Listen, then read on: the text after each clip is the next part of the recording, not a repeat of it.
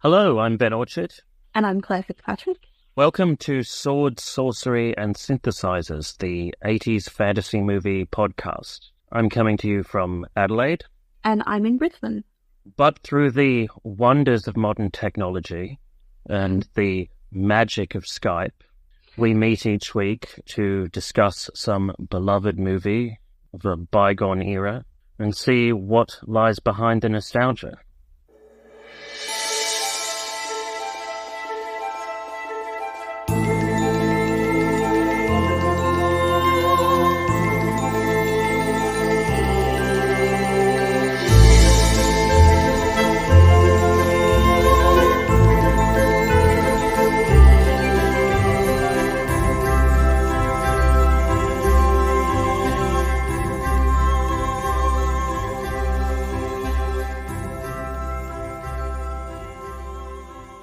Now, Claire, we have talked about a wide variety of different movies on this podcast.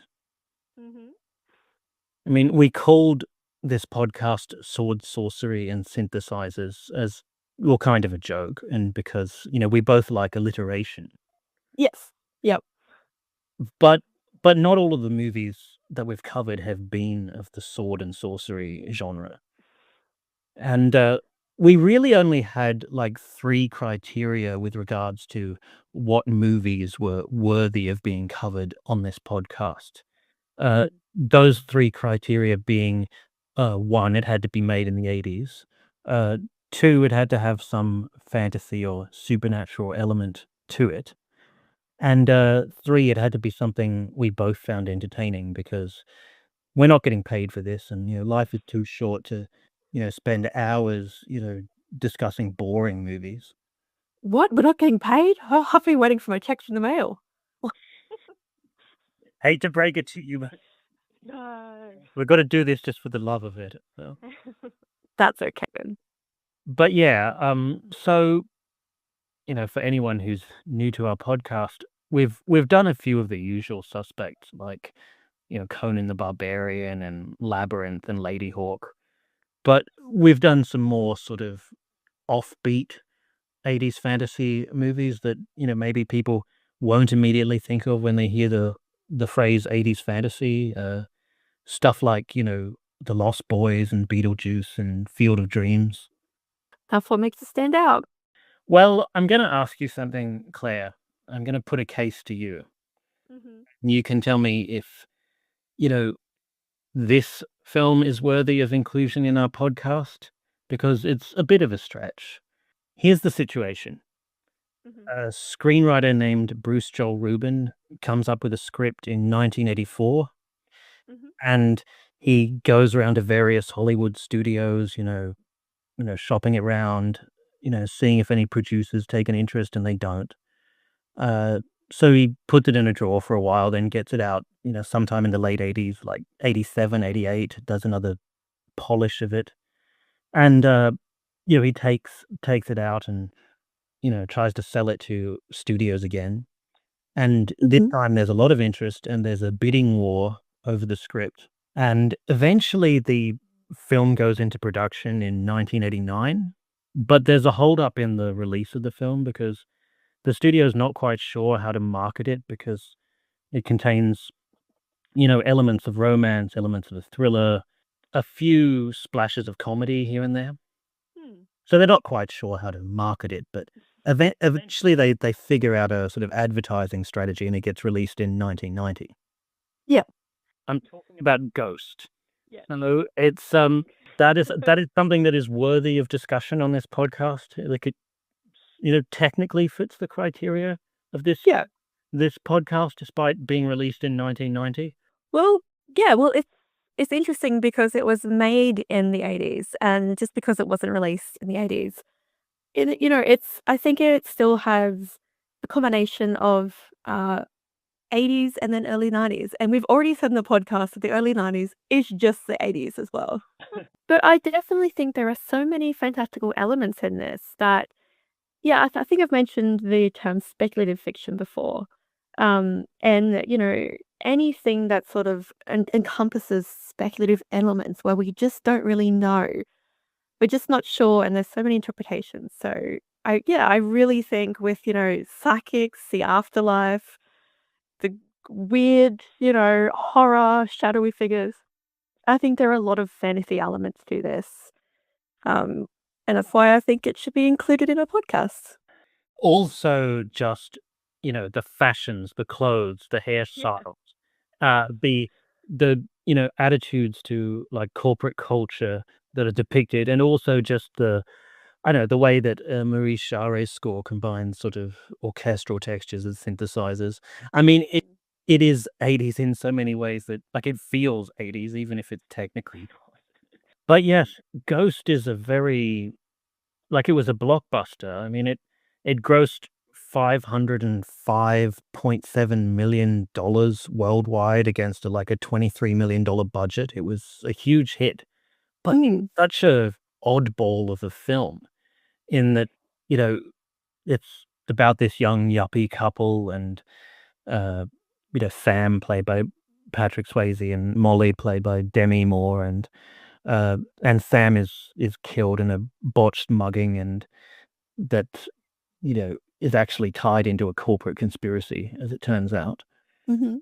And, yeah, he becomes a ghost, spends, like, half of the movie trying to, solve his own murder and Mm. bring the perpetrators to justice with the help of this, eccentric medium played by, Whoopi Goldberg. I mean, the other half he spends trying to, reconnect with his beloved, his girlfriend.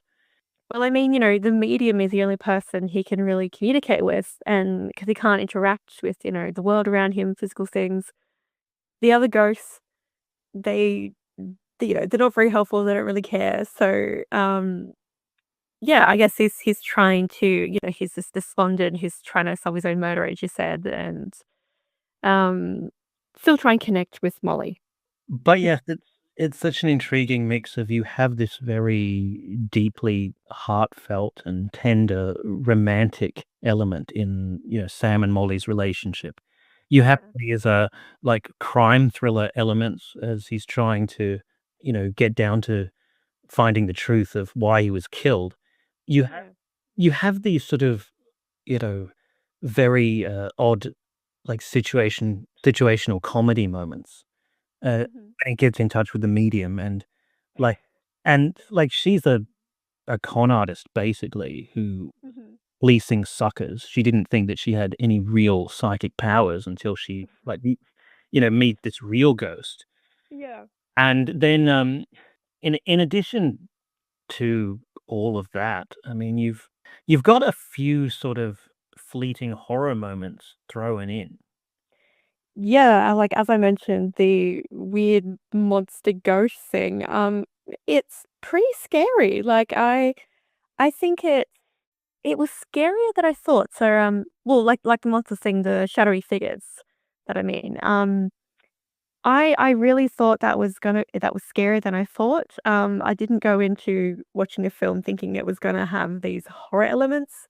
When people talk about it, they say it's more romantic, which it is. But yeah, I definitely think it was pretty creepy and pretty scary, and it's not what I expected. Yeah. About the scene where, the film's villain, Tony Goldwyn, who's like, the character he plays is a corrupt executive at a bank, and, Hmm. Tony Goldwyn's character is named Carl. It's basically he's killed. We see him become a ghost, but because he's a, like, really bad person, the Grim Reapers rise up out of hell and then drag him off to hell in a really Yeah. in a really harrowing sequence, and I'll tell you something about the Grim Reaper sequence. The editor and sound mixer of Ghost was a guy called Walter Murch, who was Mhm. very respected for his work as an editor on and sound mixer on films like The Godfather and Apocalypse Now. Oh, And cool. he made an attempt to venture into film directing in the mid-80s with Return to Oz, which we discussed on this podcast, but that film was a flop. So he went back to being an editor again. And Yeah. I think Ghost was one of the movies, like, he made after sort of giving up on being a director. I heard that the way he created these like, I don't know, these weird, disturbing howling sounds that the Grim Reapers let loose. Yeah. What Walter Murch did was he got recordings of babies crying, and then he played it backwards and slowed down the tape so it was deeper. And that's the sound that you hear when the Grim Reapers are, you know, crying out and howling as they're dragging Carl off to hell. That is very disturbing. I didn't know that. That's very creepy. How did he even think of doing that? That's I know when it comes to, like, sound editing and that sort of thing, like, Walter Murch is generally considered, like, a genius of his field, and that's probably the reason why he comes up with ideas mm, like this. Yeah, I just think there's something oddly poetic about that, like, mm, have the sound of, like, babies, like, just after they're born or whatever. mm. You have, like, these creatures that are, deathly and, you know, unearthly. It's yeah, quite well done. It's very unnerving. Yeah. It's surprising, as you said, because when people talk about ghosts, they generally either talk about the romantic elements or the comedic elements. They Mhm. forget about all the, like, the thriller and the horror, components that are a part of this movie. Yeah. Well, I never watched it until I think it was last year, I think? Year before, I'm not quite sure, but it wasn't extremely long ago. I just thought it was going to be a romantic film. I hadn't read up about it. I just knew just from what people have said, oh, it was romance, that pottery scene. But when I finally saw it, I thought, oh gosh, this is very dark. This is yeah, very dark. Yeah, just not what I expected. Yeah, and I if even though it's called Ghosts and, that Patrick Swayze's playing a ghost, I did not think there was gonna be these ghastly monsters, ghastly kind of, creepy creatures. So, yeah, that was very unexpected and very good. I mean, Ghost being such a genre blender, I think perhaps some critics, held that against it, sort Hmm, of saying it's like a jack of all trades, master of none, yeah, if you get my drift. yeah, But I think that's actually one reason why I love this movie, and I think that in many ways, the romantic elements have more depth than people give it credit for. yeah. I don't know, Patrick and Demi, they have, a very, you know, deep, tender-hearted chemistry in this. Yeah, like, I truly believe, like, I would believe that their characters were completely in love with each other. Like, I think it was a spectacular performance and just so heartfelt and, yeah, so tender and loving. Well, yes, put it this way, I don't have any trouble believing that, Patrick Swayze's character would go to such extremes, like, even beyond death. Yeah. Yes. Just to say that he loves his girlfriend one last time, or just say it, for the first time because he has trouble spitting it out, but yeah, it's very touching, and, I think that, during his lifetime, Patrick Swayze as a dramatic actor was probably a bit underrated, because he was his background, his training was as a dancer. Mm. Probably, best known for, like, heartthrob roles in, like, dance movies like Dirty Dancing, and he sort of, converted that athleticism to a few sort of, like, action roles and stuff like Point Break, for instance. Mm. Well, Like, occasionally he was given, like, a non-dancing or non-action role, and I usually think, like, he did pretty well. I mean, I really liked him in The Outsiders, and City of Joy is another really underrated movie he was in, and he was, actually quite disturbing as a kind of phony, motivational speaker in Donnie Darko as well. yeah, well, that's what I was gonna say. That was the first film that I actually saw him in. And I thought he was brilliant. I hadn't seen anything with him in it before, and I really cemented that he was such a good actor. He was so convincing as, yeah, a bit of a creep, and then which was such a strange, you know, just flip side to his more romantic roles. But yeah, that it really showed that he had such a wide variety of talent as an actor. I guess because of his physicality, like, he had such a beefcake appearance, and I think maybe that, you know, caused a few critics to underestimate, like, the emotional depth he could bring to a part, and Yeah, of I course. I feel that with Ghost, the film makes good use of, like, not only his it's not only a good showcase for his, you know, dramatic range, but it also sort of uses his physicality in creative ways. Mainly Yeah. once mainly once he becomes a ghost and he's trying to develop, poltergeist powers, uh, trying to sort of, uh, figure out how to move objects with his mind. Mm. And he seeks out this, uh, ghost who's haunting a subway, who's a bit crazy, who Mhm. who is a poltergeist. And Yeah. there's a really creative scene uh, that shows Sam, Patrick Swayze's character, hunting the subways for the subway ghost, and he's, like, leaping from one train to another and, Mm. trying to find him, and and yeah, Vincent Schiavelli, who plays the subway ghost, is a real scene-stealing delight in this movie. Yeah. I thought it was an excellent scene, sorry. I thought it was an excellent scene.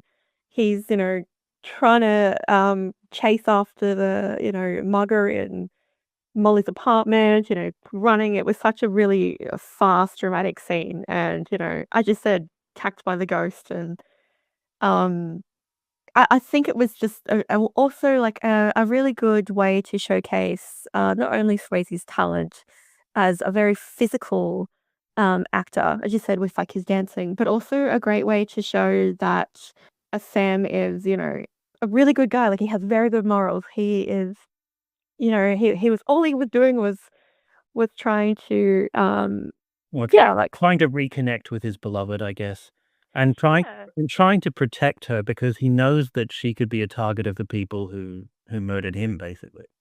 Yeah, and obviously when he follows, the mugger back to his, apartment, who is, yeah, called Willie, and that's when he learns that Sam was deliberately targeted. So, yeah, I think that was just a really great scene. We learn more about his, him trying to move things, trying to use, I guess, supernatural powers. We learn more about Molly. We learn, yeah, more about, the mugging and who the attacker was. So, yeah, really great scene that I enjoyed. You mentioned the scene where, Sam finds out that his best friend Carl was responsible for his death, Yeah. and I have to mention, Tony Goldwyn, who's a bit of a unsung actor in this film, because he Mhm. brings such a, like, I don't know, such a combination of, like, smarminess and sort of Mhm. snake oil salesman charm to the part. I recall reading an anecdote that, uh, like, he was interviewed by the AV Club in 2014, and Mhm. he tells of how, like, he was at a restaurant and a waitress was reluctant to serve him, and he couldn't figure out why she was, like, shooting him, like, death glares Mhm. until she finally asked him if he was an actor, and he said that he was, and she asked, like, "Oh, what have you been in?" And he said, "Well, most people know me from Ghost. I was the bad guy in that." And she said, I'm so sorry. I knew I hated you, but I didn't know where from. And because I couldn't place who you were." Oh my god, that's hilarious. Oh, well, that's really good, and I think also that shows that he stood out as an actor as well. So, enough to make someone hate him, which is really cool. I mean, Demi Moore is also, like, again, kind of underrated, I think, because I think of how good looking she is. I think Yeah. that maybe that throws people a bit and sort of distracts them from the fact that she does have some, chops as a dramatic actress, and Yeah. I'm glad to see that she's still making a bit of a comeback now and getting, Mm. upwards buzz for what was the name of that film that The Substance. The Substance, yeah. Okay, I was just gonna mention, The Substance. She was flippin' amazing in it. It was really cool, and I thought, "Wow," like, I'm a big Debbie Moore fan, and I really love The Substance, and, yeah, one of the things I mentioned was just her range of her acting abilities are just amazing, and, she's still got it, like, stood out so much, and I think it was just such a great film for her, like, it really kind of brought back the attention to her, and especially with films like Ghost, where she's amazing. So, yeah, I just said she's underrated, but I think this film really kind of reminded people of her ability and how amazing she is to, you know, captivate audiences, and really, she has such great screen presence. So, yeah, she's I'm a massive fan, as you can tell. Well, getting back to her performance in Ghost for a moment, Mm. I heard a rumor that one of the main reasons that she was cast was her ability to cry on cue. Mm. One of the things I admire about her work in this is just that she manages to seem, like, credibly aggrieved without, you know, slipping into histrionics or anything. Mm. And, there's a few scenes where, like, she manages to convey a depth of sorrow with just, like, a, tilt of the head or, quaver in her voice. Very slight micro expressions, and Yeah. that's very good screen acting. Yeah. I think it really conveyed, like, the beauty and the despair she has, like, more how beautiful the film is telling this tragic love story and how much she just conveys that despair. She conveys that longing for someone that, she's completely in love with, and she's just traumatized by his death. And I think her ability to show that, it just felt so real. And there's not a lot of actors who can do that. Like, there are amazing actors out there, but her specifically, having this role, she really brought that emotional depth, and yeah, she was just a standout for me.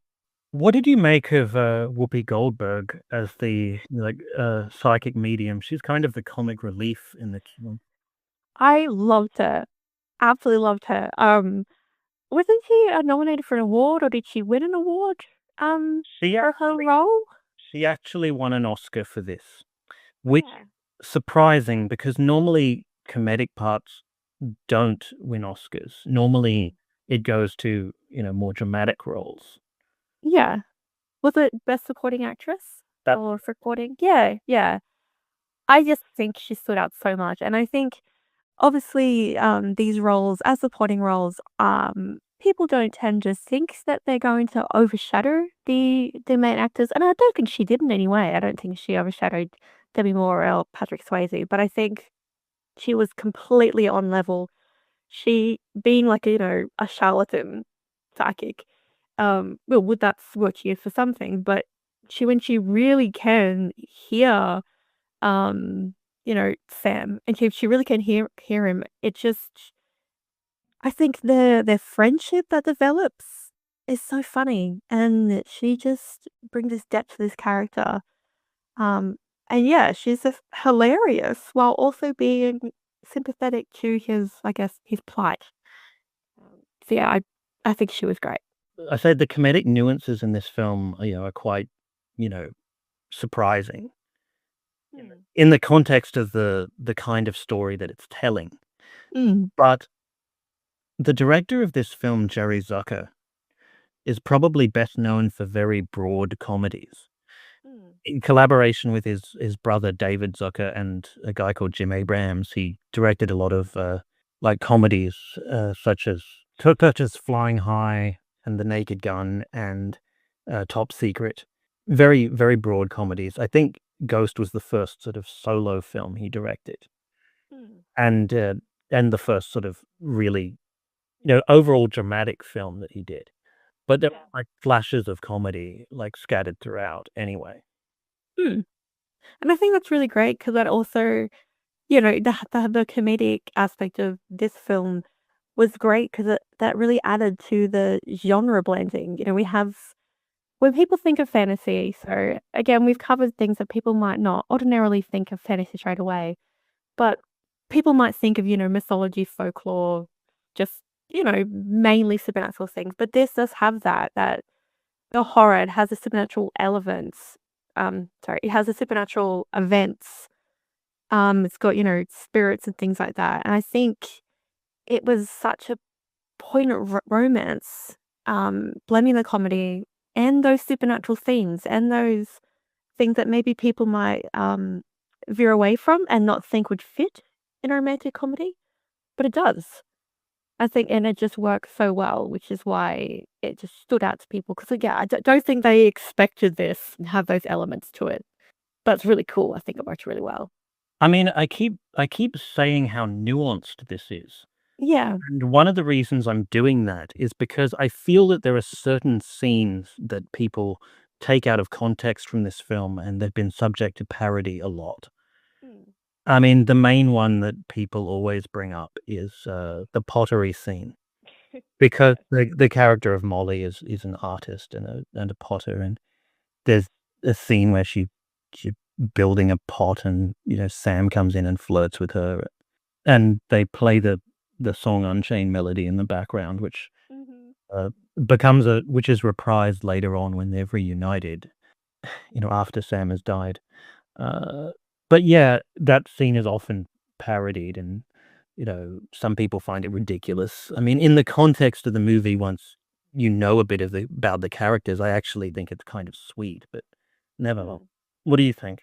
Yeah, like, I think it has that sweetness to it, and I think it's just so romantic, and yes, people kind of think the pottery scene is, not silly, but it is carried a lot, but it really shows, like, the romance of it, and I guess the sadness of Molly, and I think it just I don't know, it brought it all together. Maybe people were just distracted by Patrick Swayze's biceps. I mean, I mean, he's shirtless. I definitely What? was. It's like Mhm, mhm. I had to pause it, and I stared at it and took, like, several photos and, like, mental screen photos. I'm like, "Mm." I know, but, it was so well done, and I think it just is one of those scenes that just will stand out forever, and it's it's so cool. I love it. I mentioned the use of the song Unchained Melody in this film, Yeah. and that song has a really odd history, uh, Mhm. because it was originally written in the 1950s as the theme song to a prison movie, Oh. called Unchained, uh, Mhm. which had a score by Alex North, and that's the reason why it's called Unchained Melody, because it's basically like the main theme from that movie with lyrics put on top of it. Yeah.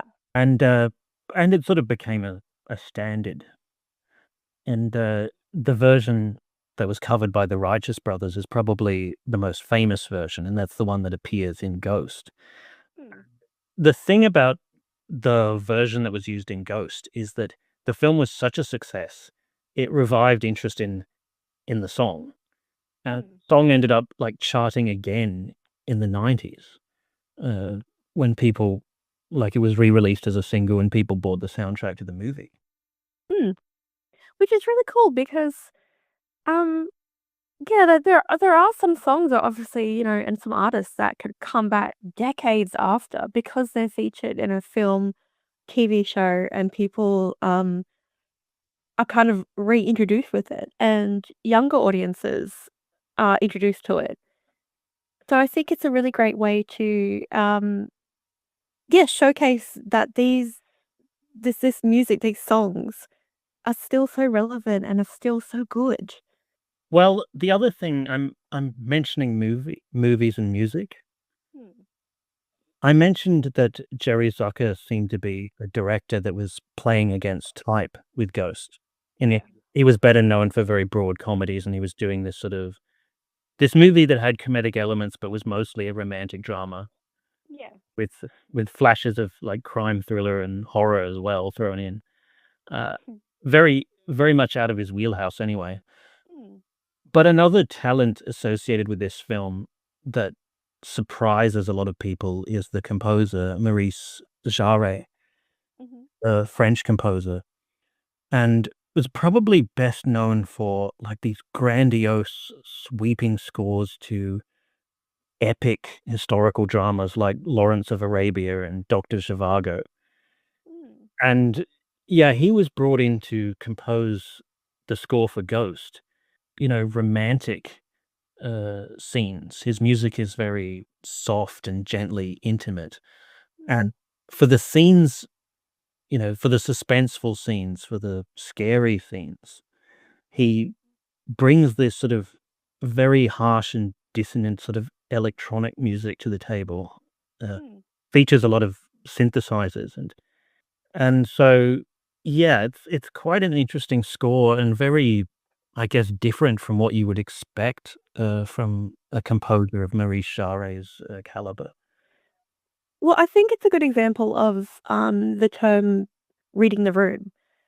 So seeing that this is a particular type of film, these are the elements to it, this is a storyline, and just really creating something that works. And even though it's not typical of a person's creative direction, what they usually do, it really shows that even though it's different to a composer's, I guess, that catalog, it really shows that they're understanding the film and they're really listening to the director and they're really understanding like what needs to be done and the type of music that needs to be in different sequences. So like, the romantic sequences, the funny sequences, the horror sequences. So I think, yeah, he really stands out as somebody who can actually understand the film and understand the music that needs to be composed during those scenes. Yeah, just generally, I feel that Maurice Jarre is a composer whose versatility is kind of underestimated by a lot of film critics because I guess because his scores for, like, epic historical movies like Lawrence of Arabia, you know, Mm, were so iconic. Of course, yeah. as what you said about reading the room, of course, if he'd tried to score Ghost in the style of Lawrence of Arabia, it would have been ridiculous. But the thing is that, I mean, he did some really good scores for crime thrillers in the '80s. I mean, Witness, stands out in that regard, I think. What you said about reading the room and music also reminded me of the fact that Ghost was turned into a stage musical, and Yeah. I've actually seen it. I actually saw it when it was touring Australia and it was on in Adelaide. The music for the stage musical version, it was written by, Dave Stewart of the Eurythmics, Mhm. and, he collaborated on the songs with a guy called Glenn Ballard, who has done, like, a lot of songwriting for various different artists, but is probably best known for, like, co-writing a lot of the songs on Alanis Morissette's album, Jagged Little Pill. Oh, that's cool. Yeah, so Dave Stewart and Glenn Ballard, wrote the songs for Ghost the Musical, Hmm. and yes, it's quite different from their usual stuff as well, but, very listenable, very, intelligent, and, Yeah. Bruce Joel Rubin, the screenwriter of the original movie, wrote the script for the stage version as well, so it's quite faithful. Hmm. I was surprised at how good it was. I was sort of worried that it would come across as ridiculous in a live theater setting because I thought, "Well, how are they gonna pull off all of the effects? How are they gonna pull off all the walking through the walls and things like that?" But they managed to pull it off, I don't know how. I Hmm. I heard that a bunch of stage magicians were, like, advisors to the director on that production and, uh, I'm not surprised. Like yeah, that's really cool. Like obviously the story they're telling is, the love story, which, is effective on stage, but just being able to add those elements, especially, him being a ghost, is really cool. Like I don't even know how they, sat around and, the writer's room thinking, yeah, this is what we're going to do to make Yeah. him appear through doors. I don't know what inspired them to do Ghost as a stage musical, and I went Hmm. very skeptical, but I came out, very entertained. Ghost was also remade in Japan. The thing is that we're used to seeing, like, American remakes of foreign films, Hmm. but Ghost was something that got the reverse treatment. Yeah, in 2010, it was remade in Japan. And the remake flipped the genders of the 2 leads. So the artist Potter character was a man, and, Hmm. you know, executive turned ghost was a woman Mhm. In the Japanese version. That's actually interesting because of the sort of social dynamics in Japan. Um, yeah, that's cool. So obviously it worked and was received positively. I don't know how it was received. I think it was Mm. generally received as more of a novelty effort than like, it wasn't a huge success on the scale of the original film, but Mm. I watched the Japanese version and I thought, "Well, this is interesting. It's very creative," and the Mm. the changes from, like, American culture to Japanese culture, and the changes in the gender of the two leads actually, you know, added some interesting nuances to the dramatic dynamics that made it, its own distinct entity, even though it followed the same basic plot as the original. Hmm. Different kinds of countries taking different kind of, I guess, cultures and putting it their own spin on them. And it's still being such a really good success. Personally, I Mm. think such cultural exchanges are a good thing, and I Mm. believe if you're going to remake something, Mhm. you have to put some kind of new spin on it in order to sort of justify the exercise of doing it. Yeah, If of course. if it is just sort of like a scene for scene translation, then it feels a bit redundant to my mind. Hmm. Yeah, because like what's different about it? What's a new creative element to it? Um, yeah, I don't think word for word it should be in an updated version. Because it just doesn't add anything new, I think. It can have updated technology and things like that, updated with music and stuff and a score, but I don't think it brings anything new to the table. Just my personal opinion. Hmm. But yeah, I'm just trying to think of sort of flaws I can nitpick on when it comes to Ghost because they've been pretty gushing so far. Um, I'm trying to think. There were a few things. I think you said to me that you just uh the reprise of Unchained Melody when Sam possesses the body of Oda May the psychic and Yeah. and dances with Molly to the tune of Unchained Melody. I think you said that was the one moment in the film that sort of went just a bit one step too far as far as Yeah. melody is concerned. Yeah. Like so it was more again. No, like not too much in a bad way. It was just more we already had such a sentimental film before this and after this scene. And there's already such beautiful elements to it. And when it came to this part, I just thought, not it wasn't corny or anything. It just I don't know, like I don't think it was as strong as scene as maybe the writers and directors would have hoped. And obviously a lot of things are parodies. Um, but I think I don't know. Maybe It it's maybe it's just because, like, in the '90s, suddenly Unchained Melody was everywhere, Yeah. and there's been so many pop covers of it, like, since then, Yeah, um, and a few sort of, like, classical crossover covers as well, but it's sort of like, you know, it's lost a bit of its dramatic impact just through parody, and I yeah, and I think also maybe because it's a song that's already played on the soundtrack before. As yeah, said, there's a like, "Oh, not again, they're doing the same song yeah, that we heard early." yeah, and I think it's such a interesting song that I don't think it needed to be played even more than once. Just once, I think, is enough to make it stand out and really showcase the actual, the scene and the elements in the scene, and I think it was a missed opportunity to have it once, and because it was played more than once, I think it definitely didn't lose its appeal, but it just wasn't as strong as this sort of one scene, this, that made the scene so much better. So, again, just my personal opinion. But this happens in other films as well. So it's not just unique to Ghosts. Maybe if they'd got a different song or if they'd just used another cue from Maurice Jarre's score, it might have been a bit more organic. Yeah. Or I even if there was or even if there was just like a piano version of it without many lyrics, or even some other kind of version of the song. or what if it was just a scene of them holding each other in complete silence? Yeah. Yeah, that'd be fun, and I think it would still add strength to the scene and without the need to have the song. Because I think just overplaying the song loses those elements of poeticness and romance.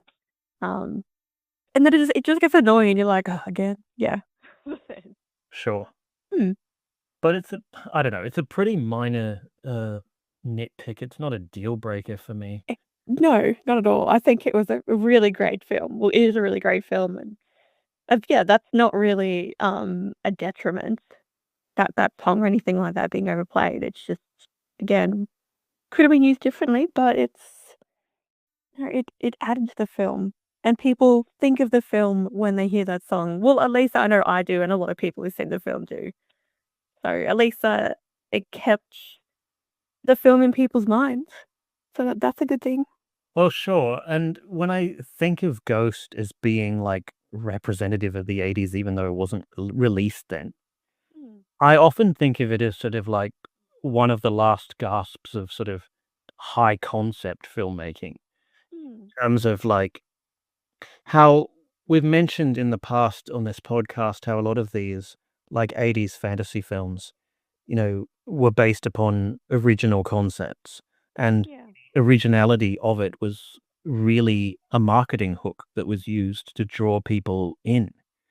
Mm, And I feel that like major Hollywood studios took chances on a lot of like weird things just because they had novelty value. yeah. And I think like Ghost is something where yeah, I'm just trying to imagine how this film, like, was pitched to executives when Bruce Joel Rubin was shopping his screenplay around and just Mm, saying, "Well, there's this movie, it's a romance, it's a thriller, it's a comedy, it's horror, it's, you know, about a ghost trying to sort of solve his own murder and get reconnect with his girlfriend, and uh, he has this, like, funny friendship with a psychic." It's like, how would you have sold this concept to a studio? And then, like, the studio who thought, like, "Wow, this is so different, it's sure to draw a crowd. Let's, like, throw millions of dollars at this." Well, I suppose, that's when they read the script, if it's already written then, and, they'd be able to get more understanding of it and learn more about the characters. Um, but I definitely think it's a bit of an odd thing to pitch. And obviously it came together so well. And I think if it was the studio taking a chance, it was the right chance to take. And yeah, as we mentioned before, just not a lot of studios do that anymore. There are, a lot of remakes and things like that. And nothing like this. I haven't seen anything else like this. Ghost was actually financed the same year as Field of Dreams, another sort of, weird ghost story of a movie, that we've covered on this podcast, and that I'm sure would not have been funded, if it had been made today. But yeah, Field of Dreams and Ghost sort of coming out within a year of each other. Uh, yeah. I think also that time period. And there was, yeah, more risk taking maybe. As not a bad thing, but I think a lot of producers were, yeah, more open to new ideas because it hadn't been done before. And we've said before that a lot of directors and producers and studios just don't really want to make original films because they don't know how it's going to be received, and they know during remakes that there's already the audience there. But I think Ghost is a really good example of, it took a chance and it found its audience. And that's what I really wish a lot of films would do now. Like, allow the film to find an audience instead of relying on an audience that already exists. But yeah, this is a great example of a really great film that people loved.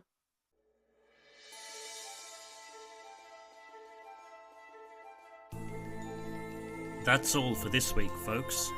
Thanks for listening. If you like what we're doing, please consider subscribing and sharing this podcast with your friends. If you have any questions or would like to provide suggestions for future episodes, you can send an email to fantasypodcastfeedback@gmail.com. Until next time, cheers.